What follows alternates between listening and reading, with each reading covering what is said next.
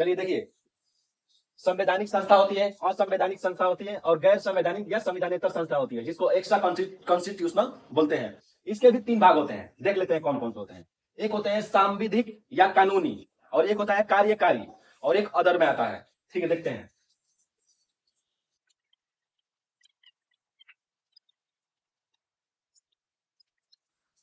देखिए इसके भाग हैं, इसके 3 भाग होते हैं, सांविधिक या कानूनी, कार्यकारी या और एक होता है अदर।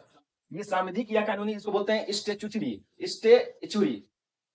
इसको बोलते हैं एग्जीक्यूटिव, और इसको अदर इंग्लिश में।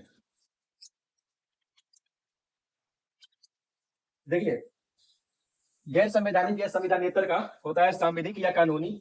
वे संस्थाएं होती है, ये वे संस्थाएं होती है जो संसद के नियम के द्वारा निर्मित होती है।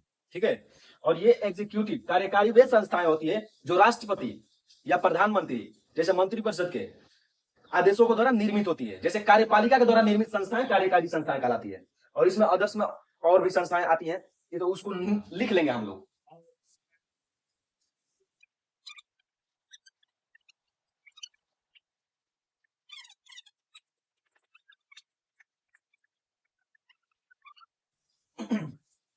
चलिए देखते हैं, फिर से इसको देख लेते हैं एक बार। संस्थाएं 3 प्रकार की होती हैं, संवैधानिक, असंवैधानिक, गैर संवैधानिक। इसको बोलते हैं कॉन्स्टिट्यूशनल, इसको अनकॉन्स्टिट्यूशनल, और उसको एक्स्ट्रा कॉन्स्टिट्यूशनल। संवैधानिक संस्थाएं वे होती है जो संविधान के द्वारा सृजित होती है। असंवैधानिक संस्थाएं वो होती है जो संविधान के द्वारा सृजित नहीं होती है। गैर संवैधानिक या संविधानेतर संस्थाएं वे होती हैं, वे संस्थाएं जो संविधान के द्वारा सृजित नहीं होती है लेकिन संविधान के आदर्शों को पूरा करती है। इसी में गैर संवैधानिक संस्था में ही नीति आयोग आता है।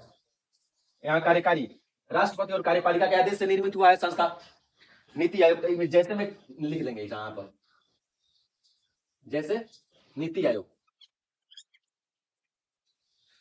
ये क्वेश्चन बार बार पूछता है, इसलिए इसमें जैसे लिख दिया। और देखिए, गैर संवैधानिक या संवैधानेतर के ही 3 भाग हैं, जो सांविधिक या कानूनी, जिसको स्टेचुरी बोलते हैं, संसद के द्वारा, संसद के कानून से निर्मित संस्था सांविधिक या कानूनी।